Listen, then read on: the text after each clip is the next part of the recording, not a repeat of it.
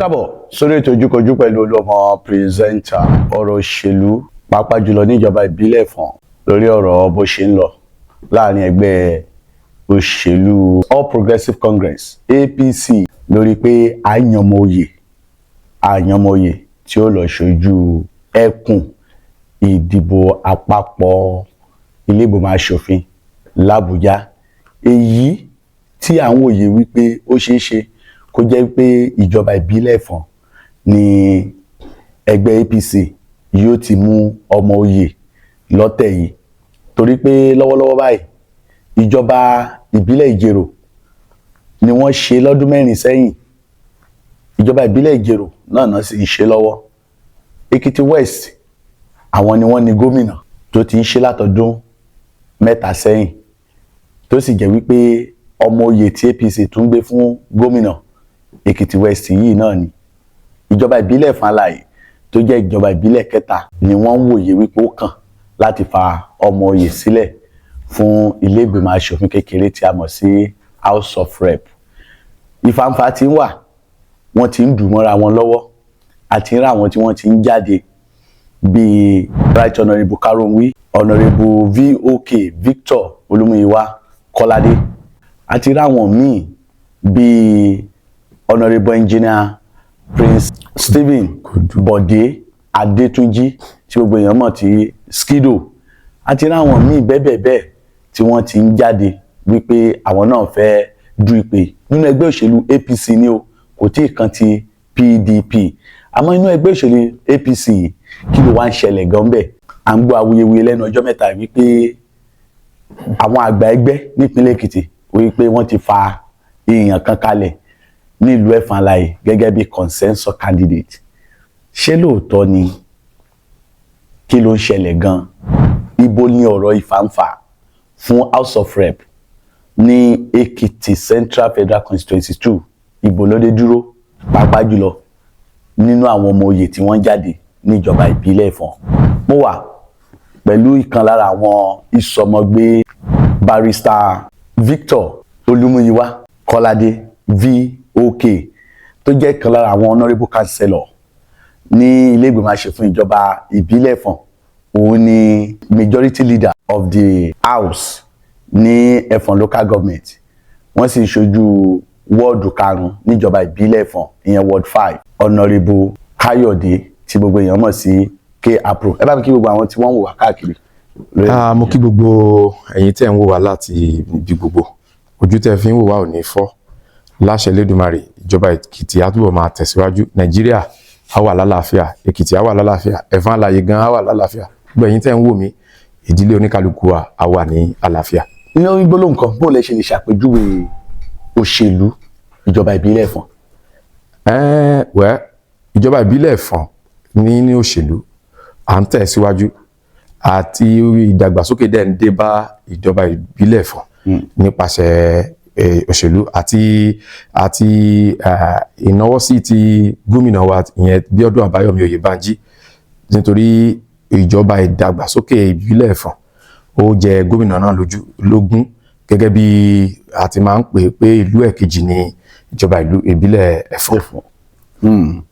Ó dà, ìjọba tẹ́ wá ń ṣe lọ tí ẹ̀yin jẹ́ kan nínú àwọn ọmọ ìgbìmọ̀ aṣòfin níjọba ìbílẹ̀ Ẹ̀fọ̀n yìí, bó lẹ ṣe lè ṣe àpèjúwe ìjọba yìí lábẹ́ àkóso Honourable Ṣẹ́gun Afọlábí Àgbàòkè gẹ́gẹ́ bí executive tẹ́yìn sì jẹ́ legislative arms? A dúpẹ́ lọ́wọ́ Ọlọ́run. Ohun pàtàkì kan tó wà ń bẹ̀ ni pé àlàáfíà jọba láàrin wa, tó sì mú ìdàgbàsókè sí ìjọba ìpínlẹ̀ Ẹ̀fọ̀n. Tá bá wò káàkiri, àwọn àyípadà dáadáa tí wà ní àwọn ọ̀nà wa ní Ẹ̀fọ̀n Alàyè, ìyẹn tí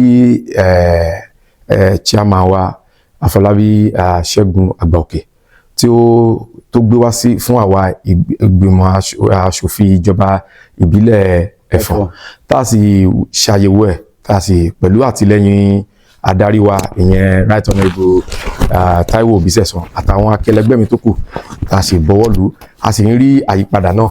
Tá bá wo àwọn ibì kọ̀ọ̀kan, ẹ̀rọ ìjòfin tuntun lọ́wọ́lọ́wọ́ àyípadà ń dé bá.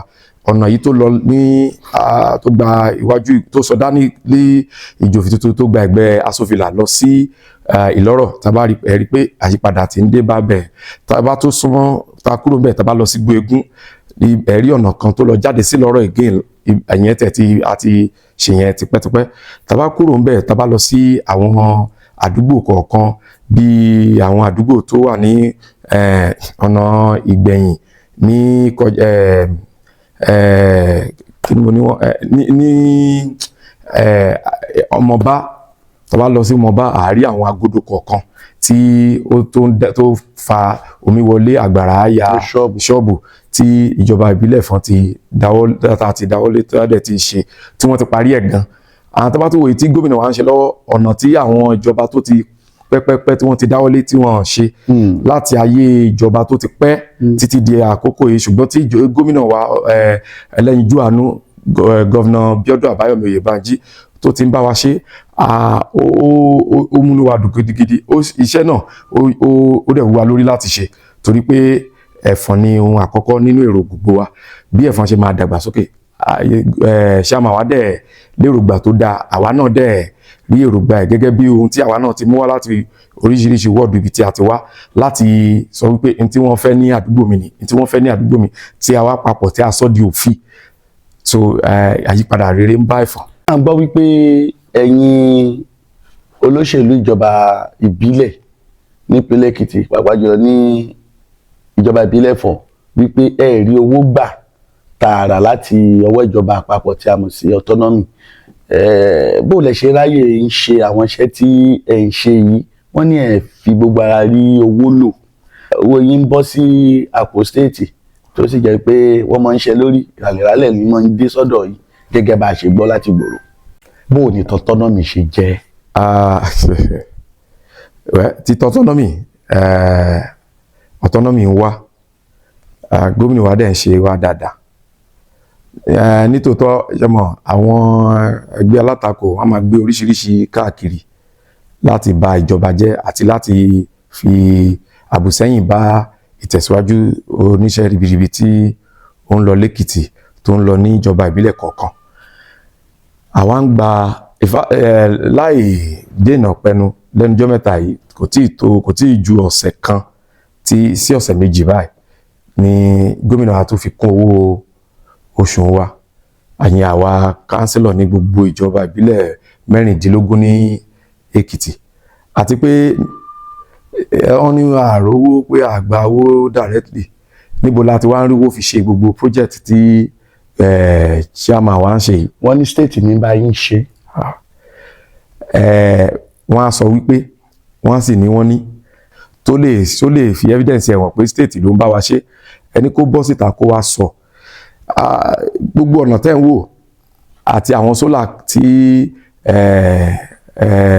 Honorable Ṣẹ́gun Afọlábí Àgbàòkè ń ṣe ìyẹn chairman ìjọba ìbílẹ̀ Ẹ̀fọ̀n tó ń ṣe lọ́wọ́lọ́wọ́ ní ìjọba Ẹ̀fọ̀n àwọn nǹkan tí àwa ìgbìmọ̀ aṣòfin ìjọba ìbílẹ̀ Ẹ̀fọ̀n tí a rò pé yẹ kó wà ládùúgbò wa gbogbo tí oníkálukú kọ wá àti táwọn fúnra wọn lọ ṣe ìwádìí tán jáde lọ lóríṣiríṣi àdúgbò láti mọ ohun tí wọ́n fẹ́ àti ohun ní àpapọ̀ tá a sọ dòfin òfin ìṣúná owó ti ọdún 2026 tí wọ́n dẹ̀ ń execute ẹ̀ lọ lọ́wọ́lọ́wọ́ tá a dẹ̀ ṣe bẹ̀rẹ̀ gan ni tí ó dẹ̀ pé bẹ̀bẹ̀ ṣì ń bẹ tó ń bọ̀ lóríṣiríṣi àwọn ọ̀rọ̀ àlùbàṣà yẹn ò lè má wáyé láti tàbùkù ìjọba ṣùgbọ́n àwa a ní jẹ́ kí kankan kó distract attention wa. nǹkan tẹ́ ń sọ ni wípé ìjọba yín tẹ́ ń lò lọ yìí lábẹ́ alága Ṣẹ́gun Afọlábí Àgbàòkè àtẹ̀yìn tí ẹ jẹ́ aṣòfin lọ́wọ́lọ́wọ́ yìí ṣé ìjọba yín ṣó pé ìjọba ìbílẹ̀ Ẹ̀fọ̀n lọ́wọ́ yìí.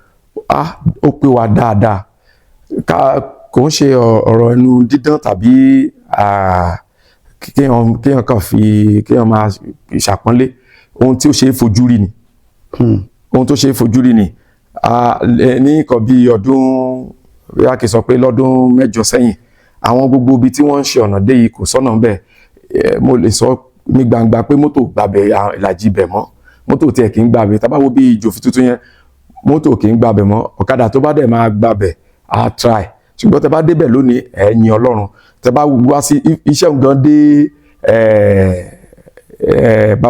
Babalọ́lá níbi àwọn olùgbé àdúgbò Babalọ́lá gbogbo wọn ni wọ́n yin Ọlọ́run fún iṣẹ́ ribiribi tí aṣojú àmì tí chairman wa ń ṣe. ayé ká kúrò lórí ọ̀rọ̀ ìjọba ìbílẹ̀ Ẹ̀fọ̀n ká wá sínú ẹgbẹ́ yín APC. Kí ló ń ṣẹlẹ̀ nínú ẹgbẹ́ APC níjọba ìbílẹ̀ Ẹ̀fọ̀n? Wọ́n ní ẹ ti pín sí bíi méjì àbí bíi mẹ́ta. Wọ́n ní ẹ ní faction ẹ ní kankos. Ọ̀rọ̀ a ní kankos a ní faction ẹyọ kan ni wá níjọba ìbílẹ̀ Ẹ̀fọ̀n ẹgbẹ́ APC ò pé méjì. Ó ṣeé ṣe kí èèyàn máa du ipò kan bí a bí pé àpẹẹrẹ A ó ń du ipò kan B náà du ipò kan nínú ẹgbẹ́ kan náà, wọ́n á dẹ̀ ní àwọn alátẹ̀lé lóríṣiríṣi. Alátẹ̀lé A wọ́n á máa tẹ̀lé ọ̀gá wọn, wọ́n máa tẹ̀lé ẹni tí wọ́n fẹ́. Alátẹ̀lé B náà máa tẹ̀lé ẹni tí wọ́n fẹ́ láti pé ẹni tí mo tẹ̀lé ni mo fẹ́ kó jáwé olúborí, ẹni tí mo tẹ̀lé mo fẹ́ kó jáwé olúborí. Oníkálukú wa máa gbìyànjú nípa ohun tí ẹni tí mo tẹ̀lé máa ṣe tó bá débẹ̀, ẹni tó lè ṣe àti àwọn nǹkan tó ti ṣe. Mo rò pé ìyẹn làwọn èèyàn kan ń rí tán fi gbà pé a pín sí ọ̀nà kan tàbí ìkejì tí ò dẹ̀ rí bẹ́ẹ̀. Ipò wo gan ló jẹ ìjọba ìbílẹ̀ Ẹ̀fọ̀n lógún lọ́wọ́ ìtí ẹ wò pé ó yẹ kó tọ́ sí wa lọ́wọ́ yìí? A dá fún yín olóòtú. À ń wo ipò aṣojú rep. Ṣe rí àkọ́kọ́ ó dàbí ìyànjẹ ṣùgbọ́n oníkálukú ló ń du ẹni tó bá bọ́ sí lọ́wọ́ ni. Ìjọba ìbílẹ̀ Ìjẹ̀rò ti ṣe ẹ̀mẹ́rin. Ìjọba ìbílẹ̀ Èkìtì West wọ́n ti ṣe ẹ̀méjì. Àwa a ti ṣe ẹ̀kan nínú ẹgbẹ́ PDP. Àwa ń wò bíi pé ẹ̀mẹ́rẹ̀ẹ̀rin tí wọ́n ṣe ní Ìjẹ̀rò yẹn inú ẹgbẹ́ APC náà ti ṣe. Rárá, ẹ̀mẹ́rin tí wọ́n ṣe níjọba ìbílẹ̀ Ìjẹ̀rò, ẹ̀kan ni wọ́n ṣe níjọba nínú ẹgbẹ́ PDP, mẹ́ta nínú ẹgbẹ́ APC ni wọ́n ti ṣe. Èkìtì West ńkọ́? Títí Èkìtì West náà ìkan nínú ẹgbẹ́ PDP, ìkan nínú ẹgbẹ́ APC. Ẹyọ kan oṣù tí wọ́n sì ṣe ní ìjọba ìbílẹ̀ Ẹ̀fọ̀n ẹgbẹ́ PDP ni. Bẹ́ẹ̀ni. Èyí tó túmọ̀ sí pé APC ò tí ì fi ọmọ oyè lẹ̀ rí nínú ìjọba ní bóyá Senate ni o bóyá rep ni o. Bẹ́ẹ̀ni, kò tí ì sí rárá. Ta ló ń ṣe lọ́wọ́lọ́wọ́ báyìí? Honorable Bíọ́dún Ọmọlẹ̀yẹ tó wá láti ìjọba ìbílẹ̀ Ìjẹ̀rò. Mélòó lòun ti ṣe? Ẹ̀kan tó ń ṣe lọ náà ló sì ń ṣe lọ yìí. Ǹjẹ́ ẹ̀yin yóò rò pé yóò fẹ́ ṣe lẹ́ẹ̀kejì? Àǹfààní wà fún ẹnikẹ́ni láti sọ wípé ó wù mí láti jáde fún ẹ̀kejì, àmọ́ àwa ń wo equal rights. Àkọ́kọ́ à ń wo dividends of democracy, equal sharing, pé kíní náà a lẹ́tọ̀ọ́ sí láti lọ ṣojú Federal Constituency 2 gẹ́gẹ́ bí ìbílẹ̀ tó wà nínú àwọn tó yẹ kó produce candidate láti Federal Constituency 2. Ṣùgbọ́n ní tiwa ní Ẹ̀fọ̀n àwa ò sọ pé kẹ́nikẹ́ni má jáde níbòmí, ṣùgbọ́n àwa gbà pé lásìkò yìí o Ẹ̀fọ̀n ló kàn. Kí ló dé tẹ́ fi sọ pé Ẹ̀fọ̀n ló kàn? Kí ni nǹkan tẹ́ rí? Kí ni àmì ìdánilójú fi sọ pé Ẹ̀fọ̀n ló kàn? Àkọ́kọ́ tá a bá wò ó bí mo ṣe sọ tẹ́lẹ̀, ìjọba ìbílẹ̀ Ìjẹ̀rò ti ṣe ẹ̀mẹ́rin, ìjọba ìbílẹ̀ Èkìtì West ti ṣe ẹ̀méjì. Lọ́wọ́lọ́wọ́ bọ́lọ́run ti ń bẹ ìjọba ìbílẹ̀ Èkìtì West, àwọn ni Ọlọ́run fún láti fún wa ní adarí nípínlẹ̀ Èkìtì. Ó yẹ kí àwa náà ká jẹ àǹfààní tí wọ́n pè ní democracy. Àkọ́kọ́ nìyẹn. Ẹ̀kejì, ó pẹ́ tí Ẹ̀fọ̀n ti ń sá eré pé káwọn ní aṣojú, káwọn náà lè tiẹ̀ sọ pé ọmọ wọn náà ó ṣe aṣojú ní aṣojú ṣòfin yẹn gẹ́gẹ́ bí àti pé nínú ẹgbẹ́ APC káwa náà ní candidate, ká ní ọmọ ẹgbẹ́ tá dẹ̀ jẹ́ ọmọ ẹgbẹ́ aṣojú àyè náà tá lè ṣe dáadáa.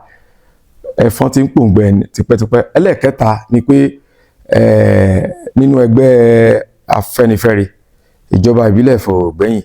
Tá bá wá sọ pé níbi tí ojúmọ́ mọ́ délé ní níjọba ìbílẹ̀ Ẹ̀fọ̀n, àwọn wo ni wọ́n ti ń show interest tí wọ́n ti ń fi èròǹgbà wọn gẹ́gẹ́ bíi pé àwọn náà yọ síta bọ́bọ́ pé nígbà tó wá jẹ́ pé a ti rí pé Ẹ̀fọ̀n ló kàn yìí o, àmì náà mo fẹ́ lọ jáde láti lọ ṣojú Ẹ̀fọ̀n nínú ẹgbẹ́ òṣèlú APC. Ní ti tọ̀dọ̀ mi ẹnìkan ṣoṣo ni mo mọ̀ tó ń díje. A lè máa gbọ́ ó ṣeé ṣe, ṣùgbọ́n ẹnìkan ṣo lèmi mọ̀ tí ó ń díje ní láti ìjọba. láàrin èmi àti ẹ̀sìn mẹ́pẹ́ èèyàn kan ṣo ló ń díje. mo gbà bẹ́ẹ̀ torí pé tá a bá wo sáà. àwọn tó kù ńkọ́. mi ò sọ pé àwọn tó kù tàbí mi ò sọ pé kí ènìyàn kó má gbìyànjú ṣùgbọ́n ẹnìkan ẹni tí mo mọ̀ tó ń díje ni barrister Victor Olúmúyìwá Kọ́ládé tí gbogbo èèyàn mọ̀ sí VOK nínú ẹgbẹ́ òṣèlú APC. òun nìkan lẹ́yìn mọ̀. òun nìkan ni mo mọ̀ tí ó ń díje. Kárọ̀hún ńkọ́. ara leader wa ni Kárọ̀hún tó dẹ̀ jẹ́ ara leader gidi. àwọn náà díje. ní tèmi VOK nìkan ni mo mọ̀ tó ń díje. ẹ̀yin ẹnjìníà Stephen Bọ̀dé Adétúnjí Skido ńkọ́. bàbá mi dáadáa nìyẹn Skido ẹnjìníà Bọ̀dé Ọlátúnjí Adétúnjí rádà ara àwọn leader wa náà ni wọ́n. mọ̀ bóyá wọ́n ń díje náà. wọ́n díje ẹni tí mo mọ̀ tó ń díje ní tèmi ni VOK ìyẹn barrister Victor Olúmúyìwá Kọ́ládé tí gbogbo wa. nínú ọmọ ẹgbẹ́ yín ní Ẹ̀fọ̀n àwọn tí wọ́n mọ̀ jáde yọ bọ̀m̀bọ̀ tó sọ pé wọ́n ń díje wọ́n mọ̀ tó bíi 5. ẹ̀yin ṣe mọ̀ pé oníwèé ìròyìn lẹ́yìn ẹ̀dẹ̀ máa ń ṣe ìwádìí káàkiri ẹ̀yin lẹ́ lè mọ̀ yẹn ṣùgbọ́n nínú ẹgbẹ́ wa ẹni tí mo mọ̀ tó ń díje òun ni barrister Victor Olúmúyìwá Kọ́ládé ní ìjọba ìbílẹ̀ Ẹ̀fọ̀n. lérò tí yín á jẹ́ wípé barrister Victor Olúmúyìwá Kọ́ládé wọn lálátakò nu.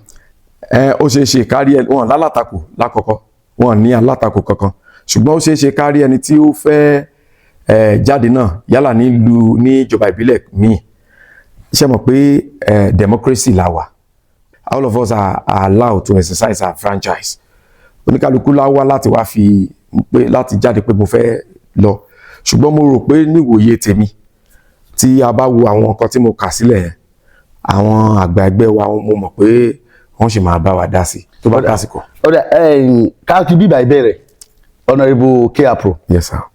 bó lẹ ṣe lè ṣàpèjúwe VOK ní ṣókí. ṣé olóṣèlú ni wọ́n ni àbí technocrat. olóṣèlú ni VOK. àwọn èèyàn sọ pé kì í ṣolóṣèlú.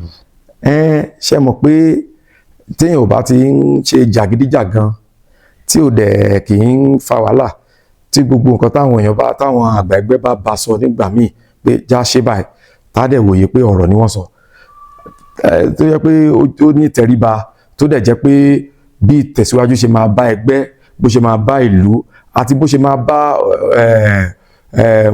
mùtúmùwà níjọba ìbílẹ̀ Ẹ̀fọ̀n ló ń bá kiri òun lè sọ pé kò ń ṣe olóṣèlú ní tiwọn ṣùgbọ́n ẹni tí a bá ń pè lólóṣèlú ó yẹ kó jẹ́ ẹni tó lè gbàmọ̀ràn láti ọwọ́ ọmọdé tàbí àgbà ó yẹ kó lè jẹ́ ẹni tí a máa wá ìtẹ̀síwájú fún ní ìlú fún ìbílẹ̀ àti agbègbè tó bá ń wù láti ṣojú. ìgbà wo gan ni VOK ni wọ́n ti ń ṣe òṣèlú tẹ́yìn ti mọ̀ tàbí tẹ́ ẹ ti gbọ́. nítòótọ́ tí mo ti mọ̀ wọ́n tí mo ti gbọ́ pé tàbí tí mo ti mọ̀ pé wọ́n ti ń ṣòṣèlú ní ìpínlẹ̀ Èkìtì ọdún 2017 wọ́n wá láti díje fún gómìnà nígbà yẹn. wọ́n ti díje fún ipò gómìnà rí. bẹ́ẹ̀ ni wọ́n díje gẹ́gẹ́ bí aspirant àbí wọ́n gbé wọn gẹ́gẹ́ bí candidate. wọ́n díje gẹ́gẹ́ bí aspirant nígbà yẹn ní ọ̀gá wa bàbá wa Káyọ̀dé Fáyẹmí tí wọ́n lọ tó wọ́n ṣe lẹ́ẹ̀kejì. a jẹ́ pé wọ́n jọ díje pẹ̀lú Fáyẹmí nù wọ́n jọ ṣe primary àbí wọ́n jọ ṣe primary wọn withdraw. wọ́n gba fọ́ọ̀mù nígbà yẹn lẹ́yìn ìgbà yẹn mo rò pé akitiyan wọn àti èrò tí gọ́vnà Fáyẹmí rí nígbà yẹn ni wọ́n fi pè wọ́n pé kán wá bá wọn ṣiṣẹ́ gẹ́gẹ́ bí ọmọlúàbí tán dẹ̀ jẹ́ wọ́n gbà sí wọn lẹ́nu àwọn ni wọ́n ṣe essay on social investment nígbà yẹn. Honourable K-Afro. Yes sir. wọ́n ní barrister VOK wọ́n ní wọn kì í ṣe grassroots politician wípé wọn kì í make ara wọn available wípé wọn ì dúró ńlé wọn ì gbélé wípé wọn ì rí wọn láàrin àwọn èèyàn wọn gẹ́gẹ́ bí wọ́n ṣe máa ń rí àwọn olóṣèlú Ẹ̀fọ̀n tó kù. gbogbo ìyẹn irọ́ tó jìnnà sóòótọ́ náà tún ni ṣe mọ̀ pé tí a bá ti ń díje fún nǹkan a máa discredit ara wa àti pé tẹ́ bá ń sọ nípa ẹlẹ́yinjú àánú tó dáa tó pọ̀ jù a good philanthropist barrister Victor Olúmúyìwá Kọ́ládé jẹ́ ọ̀kan gbòógì níjọba ìbílẹ̀ Ẹ̀fọ̀n ṣe mọ̀ pé wọ́n làwọ́ sí gan. ẹ mọ̀ Ọlọ́run gbọ́ ó jẹ́ èèyàn kan tó yẹ pé kò fẹ́ kán máa polongo kan tó bá ṣe mọ̀ pé àwọn kan wà tẹ́ pé they just felt that the grace they had was from God not from anybody, and if they had to help or support anybody for anything wọ́n gbà pé ìgbà tọ́lọ́run fẹ́ ṣe tiwọn yẹn kò sẹ́ni tó pariwo sí. ká gbà pé torí nǹkan tẹ̀ fi ń tẹ̀lé wọn nù. ó tán ẹ lè rí i pé kò dàbí àwọn olóṣèlú kan tá a gbé ike ìwẹ̀ fún yàn tá a gbé sórí social media, tá a gbé ike ìfọṣọ lásán fún yàn tá a gbé sórí social media.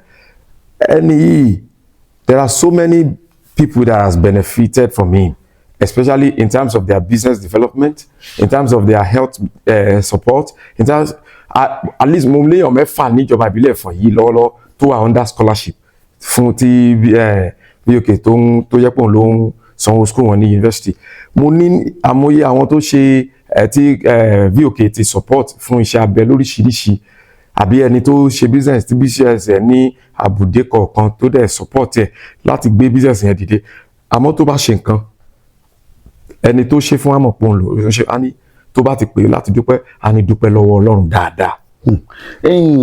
Lẹ́ẹ̀kan ẹni pé ẹ̀ẹ̀mọ ẹlòmíì tí ó ń jáde gẹ́gẹ́ bí olùdíje pẹ̀lú VOK wípé VOK lẹ́yìn mọ̀ bẹ́ẹ̀ ni díje. Bẹ́ẹ̀ ni sà. Àmọ́ ká má parọ́ Right Honourable Kánúwí Ọládàpọ̀ wọ́n ń jáde tí wọ́n yọ bọ̀m̀bọ̀ síta tó sì jẹ́ wípé ọ̀pọ̀lọpọ̀ ń rí wọn gẹ́gẹ́ bí ẹni tẹ́fẹ́ ẹgbẹ́ fẹ́ lò.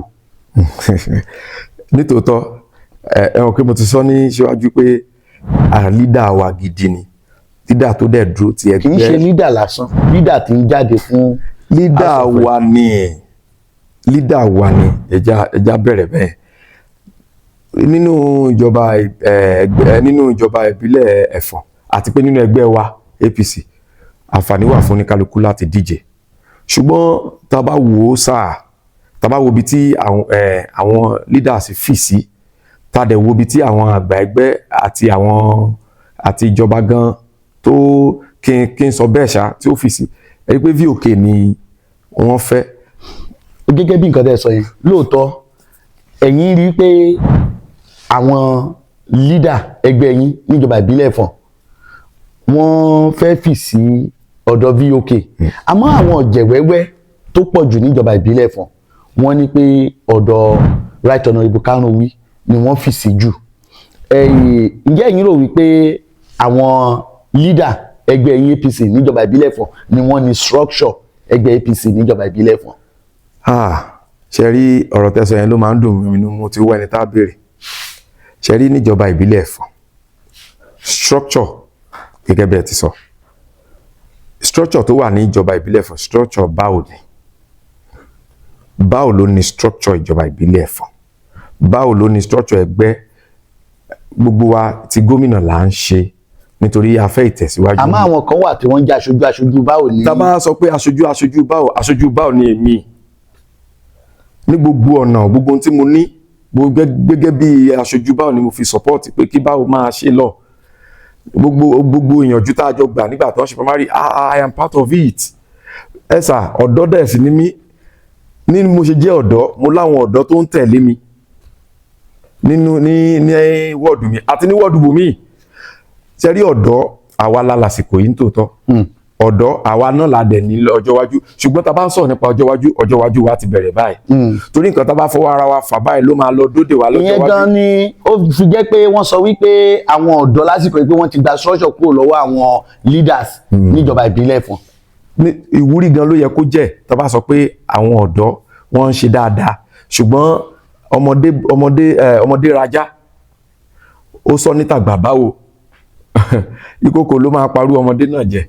Ọmọdé rajá ó sọ níta gbà báwo ìkòkò ló máa parú ajá náà jẹ. Ṣé mọ̀ pé tọ́mọdé bá rajá tó níta gbà ò sí ń bẹ̀, tó bá sọ níta gbà ò sí ń bẹ̀ pé tàgbà ò sí ń bẹ̀ tó sọ ajá bẹ́ẹ̀ nírú orúkọ yẹn, ìkòkò ló ń parú ajá náà jẹ. Àwa ọ̀dọ́ tàdẹ̀ wá ń sìn kò sẹ́ni tó fẹ́ kí kòkò pa oúnjẹ torí pé àwa náà ń bọ̀ nípò yẹn tó bá yá. A lè sọ pé tàgbà báwo, àwa máa ní àìdíà tó dáa. Tá a bá rí pé àìdíà táwọn bàbá yìí ní pé ó dáa ṣùgbọ́n ó kù díẹ̀ káàtó, a máa jọ sọ, we harmonize it together. Kò sí àní-àní bẹ́ẹ̀. Ẹ jẹ́ ká yọ tòṣèlú kù mẹ́ ká wá tuntun tòṣèlú kù. A mọ̀ wípé VOK wọ́n ń jáde Yes. kì í dẹ̀ ṣe ní ni wọ́n ti ń jáde tí wọ́n ti ń gbèrò House of Rep yìí Oh yes. tá a bá ní ṣe bíi ẹ̀ẹ̀kejì àbẹ́ẹ̀kẹta rí. Ẹlẹ́ẹ̀kẹta rí báyìí. Right Honourable Karonwi àwọn náà ti ń fi èrò wọn hàn láti ìgbà tí Báwo ti wọlé ìjọba tí wọ́n ṣe lọ yìí láti ọdún mẹ́ta sẹ́yìn pé tí Ìjẹ̀rò bá ti ṣe ẹlẹ́ẹ̀kejì tó ń ṣe lọ́wọ́lọ́wọ́ yìí o ẹ̀fọ̀n ló máa kàn àwọn náà ti ń fi ní àfojúsùn wọ́n sì ti ń jáde wọn ẹ mọ̀ eégún tó ti jáde ti kúrò ní ẹ má wàá wò mọ́ bí òkèrè ó ti wà ńlẹ̀ Karonwi eégún ńlá kan ni lára àwọn olùdíje tá a bá wá gbé àwọn méjèèjì sẹ́gbẹ̀ẹ́ ara tá a gbépo wò tá a gbómi wò èwo lẹ rò pé ó máa wúwo jura wọn lọ. Níní dáadáa alọ́mọ ẹ̀fọ́ méjì tó dáa gẹ́gẹ́ bẹ́ẹ̀ ti sọ nìyẹn àwọn méjì dẹ̀ dáa àkọ́kọ́ náà tí mo rí mi ò kí àsọdọ̀rọ̀ ní ká má sọ tá bá sọ̀rọ̀ nípa ìtẹ̀síwájú ẹ̀fọ́n ṣe láwọn méjèèjì ó jẹ wọ́n lógún nítorí kò sẹ́ni tí bọ́n fún VOK ní tíkẹ́ẹ̀tì láti lọ ṣojú wa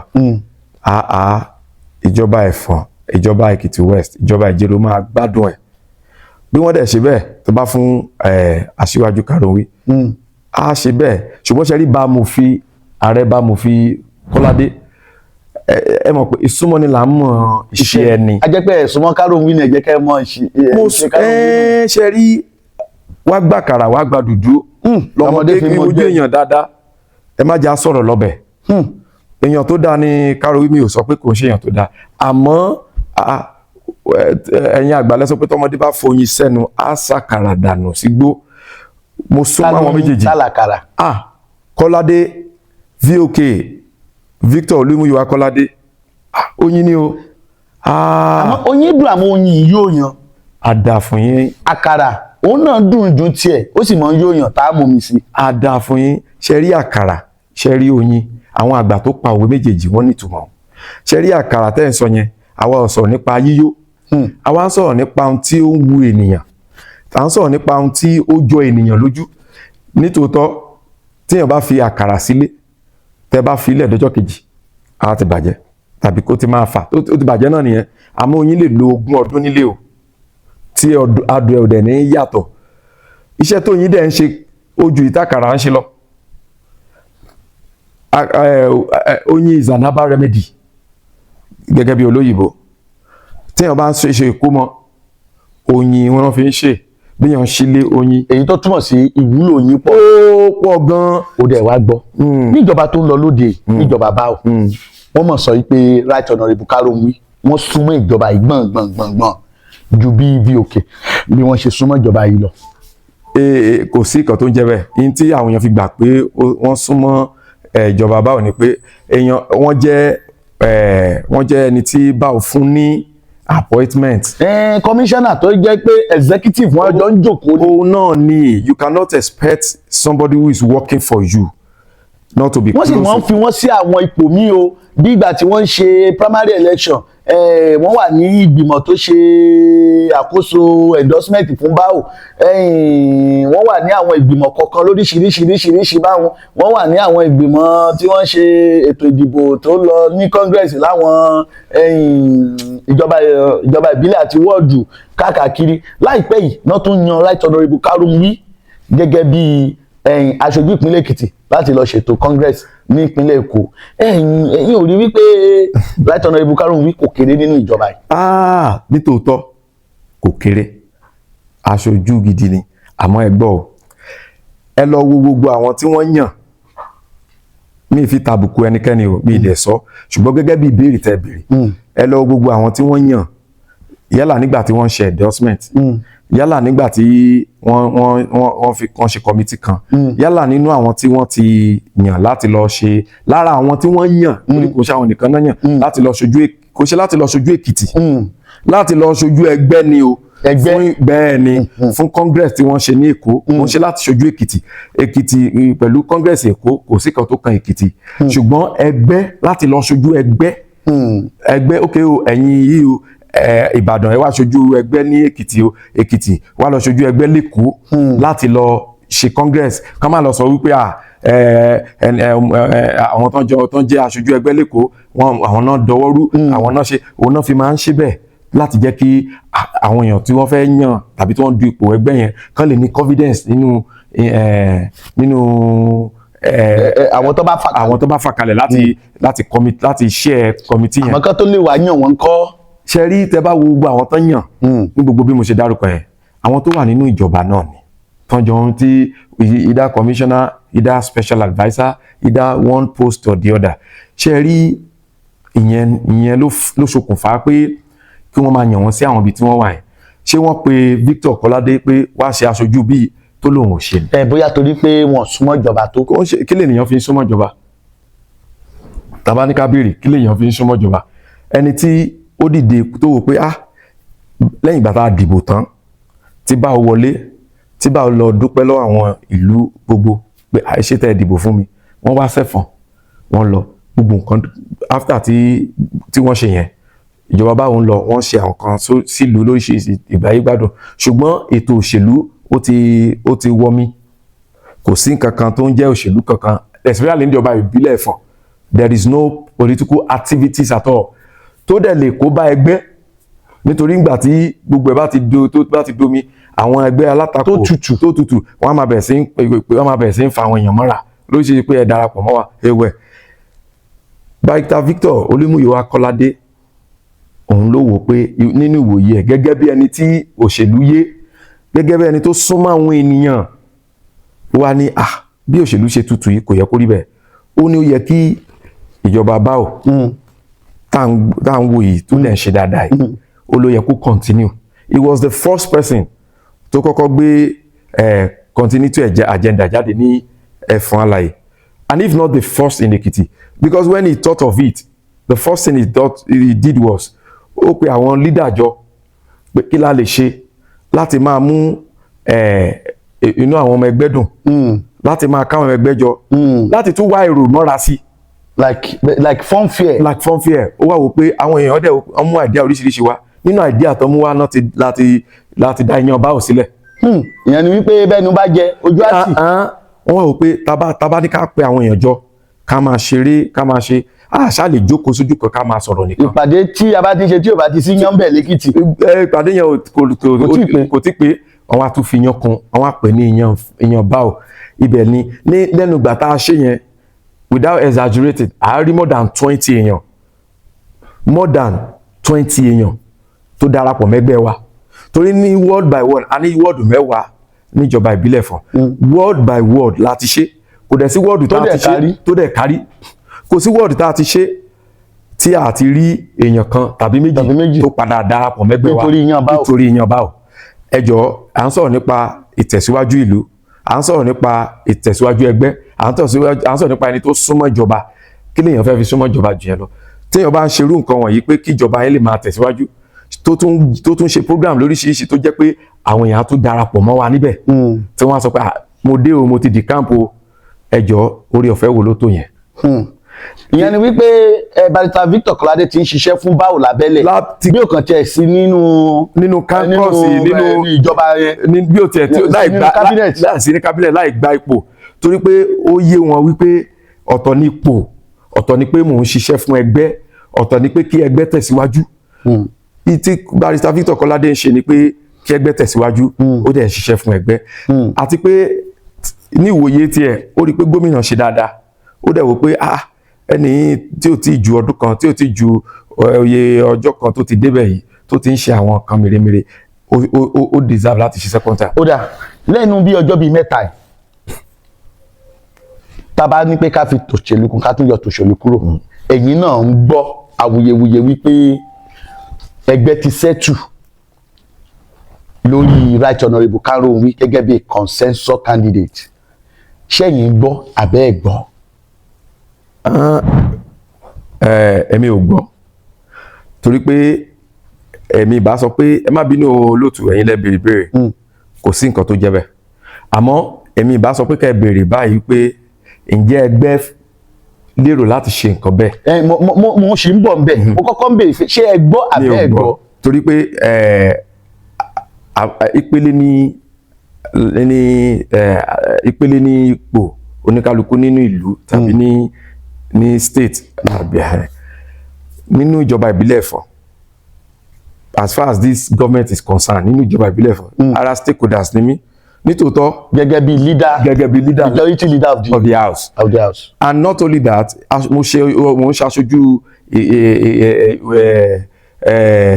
ward 5 lọ́wọ́lọ́wọ́ lára wọ́ọ̀dù tó fi jẹ́ 10 níjọba ìbílẹ̀ Ẹ̀fọ̀n dẹ̀ ni. Now our stakeholders máa mọ̀ sí nítòótọ́ wọ́n lè má kọ́kọ́ pè àwa sí, ṣe mọ̀ pé mo ti sọ mo ní ìpele ní aláwọn bàbá wa tó jẹ́ pé àwọn la pè ní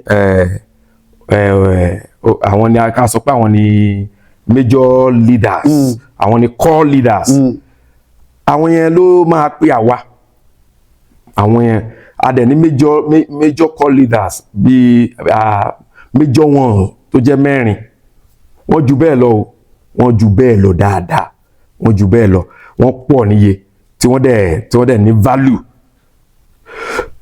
But ní àwọn core major leaders like Baba Alake, like Baba BOS, like Baba JJ, like ìyá wa Ronke Okunsanya, those 4 core leaders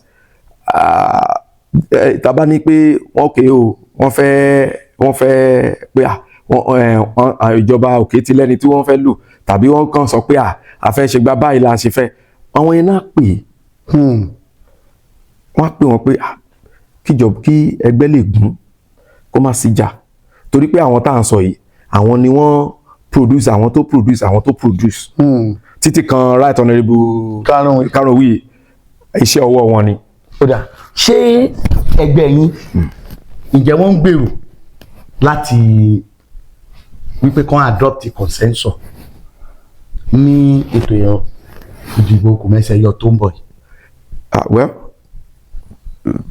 for now mi ò tí gbọ́ nǹkan tó jọ bẹ́ẹ̀, kò sí tí wọ́n lò tí ò ní tẹ́ àwa ọmọ ẹgbẹ́ lọ́rùn. ṣé ìṣe pé ṣé ọ̀nà méjì ǹjẹ́ ó pé yín ìyẹn káàmpù VOK?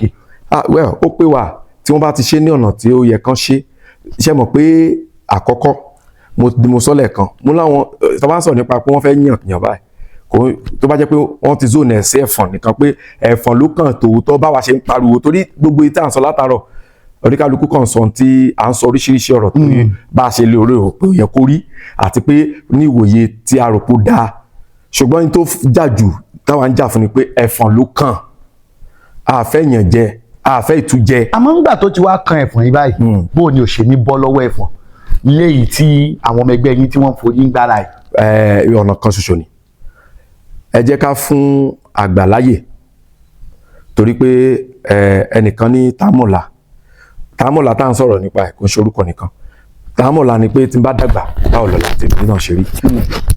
ẹ jẹ́ kán pé àwọn àgbààgbà tọ́rọ̀ kàn gbogbo wọn látòrí àwọn bíi 4 tí mo dárúkọ lọ sí orí Atẹ́gbẹ́rọ, bàbá wa Atẹ́gbẹ́rọ lọ ní bàbá wa Joel Ọmọníyì lọ bẹ́ẹ̀ lọ fáwọn tó ti ṣojú Ẹ̀fọ̀n rí ní ọ̀nà kan tàbí ọ̀nà kejì, wọ́n mọ̀ wọ́n. Ẹ jẹ́ kán pè wọ́n, kán bá wọn sọ̀rọ̀, kán jókòó, báwo lẹ ṣe fẹ́ ṣe, kí ló ṣe tẹ́ yín lọ́rùn, àwọn láṣọ bó ṣe tẹ́ wọn lọ́rùn, tán bá dẹ̀ sọ tán ọ̀nà tó fi tẹ́ wọn lọ́rùn wọ́n á dẹ̀ fàyè ẹlẹ̀, wọ́n á dẹ̀ yan ọmọ oyè tó wù wọ́n, ẹnikẹ́ni tí wọ́n bá ti wá mú òun la máa ṣiṣẹ́ fún. ìyẹn ni wípé ẹ lè gbà kí wọ́n kàn sáré ṣe wúrúwúrú lókè tó sọ pé lágbèjà la fà á lẹ́ o. ẹ má bínú olóòtú, kò ní tẹ́ wa lọ́rùn, torí pé tẹ́ bá wò ó ìkan bẹ́ẹ̀ yẹn nínú ẹgbẹ́ òdìkejì tí a ní dárúkọ ohun tó fọ́ ẹgbẹ́ wọn nìyẹn, káàkàn gbéyàn kan léyàn lórí bí bá ṣe fẹ́ ní.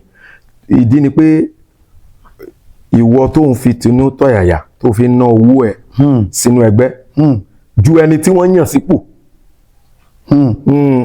ju ẹni tí ó ń wà nínú ipò ìjọba lọ́wọ́, ìwọ tó sí nípò tó ń fi tẹ̀rín tọ̀yàyà ti dùnnú láì sí nípò tó dẹ̀ ná owó ẹ̀ tó wá wò pé àsìkò láti ṣojú, bóyá wọ́n ṣe primary ní tí ò pé ẹ wàá gba kámú wàá ti mọ̀ pé bó ṣe wá nìyẹn, wàá sì máa ṣiṣẹ́ fẹ́gbẹ́ lọ pẹ̀lú ìdùnnú àtọ̀yàyà. ẹni tí wọ́n bí mo sọ pé káwọn àgbààgbà jókòó bí wọ́n ṣe ní consensus á ti mọ̀ pé bó ṣe wáyé nìyẹn, ṣùgbọ́n tẹ́ bá domi tútù sọ́kàn ẹlòmíì ṣe mọ̀ kò ní kúrò nínú ẹgbẹ́ rárá o ṣùgbọ́n ìwúrí kọ̀ọ̀kan lè má sí mọ́ láti pé akitiyan torí pé a máa wò pé Ọlọ́run má jẹ́ kéèyàn náà di alárùdànù kò ṣe pé a padà nínú ẹgbẹ́ tàbá dí camp tàbá lọ síbòmí bí kò ṣe pé ẹ mọ̀ ọ̀rọ̀ mi yé yín ó lè domi tútù sọ́kẹ̀ lómi the seal tàbá dẹ̀ wá sọ pé akitiyan yẹn á dínkù tàbá dẹ̀ wá sọ pé tó wá fẹ́ lọ kó lọ tàbí kíní kan ẹ má gbàgbé kó láwọn tó tẹ̀lé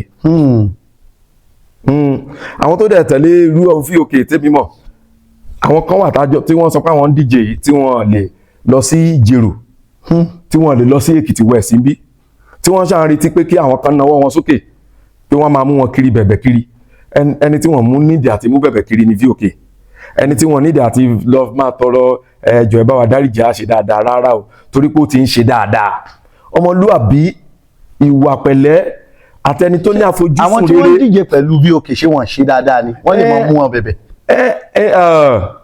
ẹja àdè mọ́ bẹ́ẹ̀ wọ́n á mú wọn bẹ̀bẹ̀ kan tó lè gbà wọ́n ìyẹn tó bá máa gbà wọ́n torí pé oníkálukú ló mọ̀ wà ara ẹ̀ o èèyàn míì burú kò ń wéyàn tó máa sọ fún ni ẹlòmíì dẹ̀ mọ̀ ṣùgbọ́n ó ń wẹ̀ni tá a challenge lé lórí ẹja sọ níbẹ̀. ó dà níbi tí ojú ọjọ́ wa dé dúró yìí tó ń bá ṣí VOK àti Right Honourable Karunwi tó ń bá ṣí wọn lẹ̀. gẹ́gẹ́ bí ohun tá à ń wá. bẹ́ẹ̀ni èwo lẹ rò pé yóò jẹ lọ. ẹ jẹ́ kí ó dìgbà náà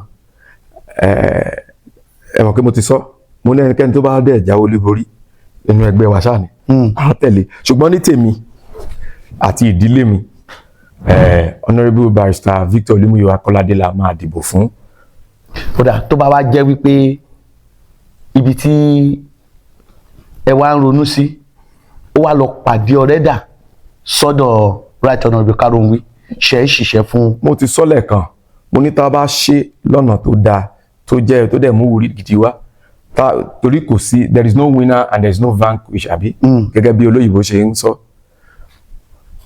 mo gbà wípé tó bá mú ẹnikẹ́ni tó bá wọlé nínú ẹgbẹ́ wa yìí a máa rún párún sẹ́ síbẹ̀ kó lè wọlé gbogbo tó yẹ ká yà sí gbogbo ìpolongo gidi tó yẹ ká ṣe àti ìṣeniníyè fún lọ́dọ̀ àwọn ènìyàn pé ẹni tẹ̀lé ni á ṣe lágbára Ọlọ́run ọwọ́ ẹnikẹ́ni tó bá já sí tèmi ń sọ ni pé Ẹ̀fọ̀n local government APC ọ̀kan ni wá Ẹ̀fọ̀n ló dẹ̀ kàn níjọba láti ṣojú Èkìtì Central Federal Constituency 2 fún ilé ìgbìmọ̀ aṣòfin ní Green Chambers ẹjọ́ ẹnikẹ́ni tí wọ́n bá gbé tàbí tí wọ́n mú tó wọlé ní primary tàbí ní consensus tó dẹ̀ jẹ́ ó wọ̀n sí gbogbo wa a máa ṣiṣẹ́ fún kí òkè gan máa ṣiṣẹ́ fún àmọ́ mo bẹ̀ yín àgbààgbà ẹ jẹ́ ká ṣe let the popular or let the people's heart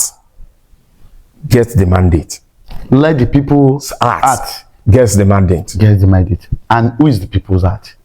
ìpàdé dorí fíìdì náà tó bá dìgbà yẹn ṣùgbọ́n ní tèmi àti ìdílé mi VOK Barrister Victor Olúmúyìwá Kọ́ládé làwa ń ṣe o.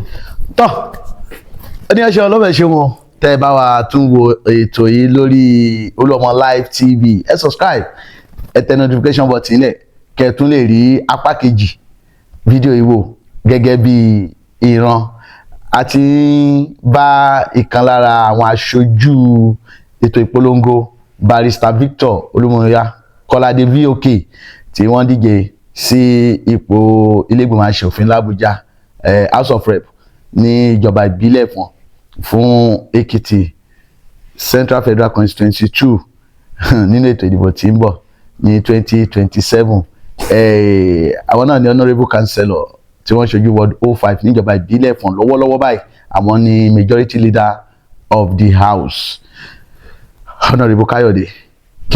Apro Remi Olúgbadé Olúọmọ presenter ló kọ tèmi jẹ́ ẹ máa subscribe sórí YouTube channel ẹ mọ́ gbàgbé o ẹ tún rí wa wò bí ìran láìpẹ́ lápá kejì ètò yìí bó bá ṣe ń lọ náà látún ṣe máa update yìí ẹ kú ìkàlẹ̀.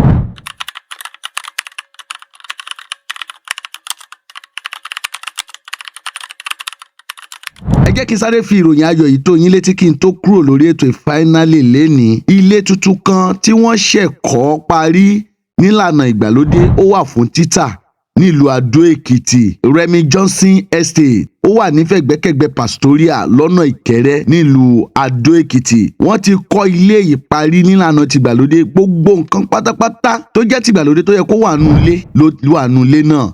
Mini duplex ní pẹ̀lú yàrá mẹ́rin àti extension room and parlour self-con lọ́wọ́ ẹ̀yìn nínú compound tó dáa. Gbogbo àwọn nǹkan mèremère ìgbàlódé tó yẹ kó wà nù ilé fully furnished ni, tó kàn jẹ́ wípé kẹ́ẹ̀kan moving yàtọ̀ sí àga àti àwọn aṣọ pẹ̀lú bẹ́ẹ̀dì yín nìkan tẹ́ ẹ máa kó wọlé.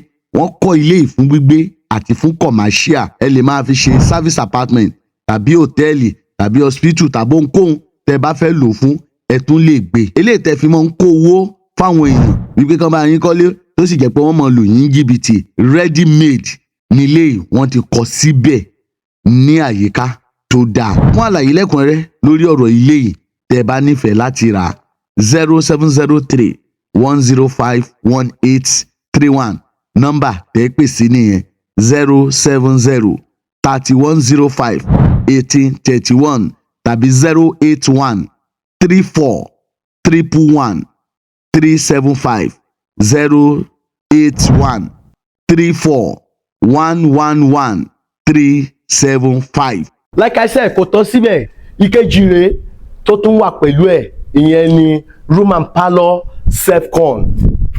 Olúọmọ Broadcasting Media Academy, ìròyìn ayọ̀ tí ẹ ti ń retí dé. Ìròyìn ayọ̀ oníkàní àgbọ̀.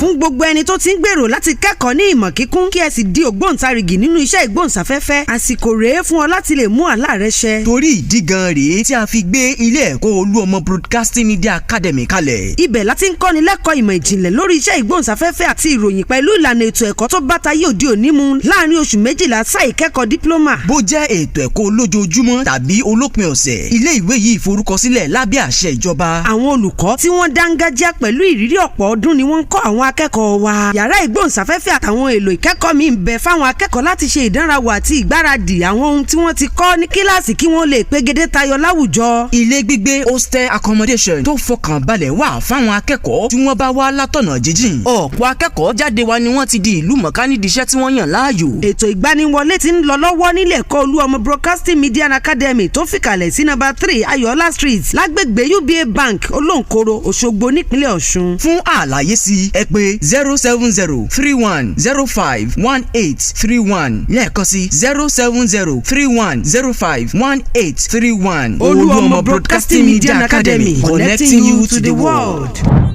Olúọmọ la fẹ́ máa gbọ́. Olúọmọ Federation.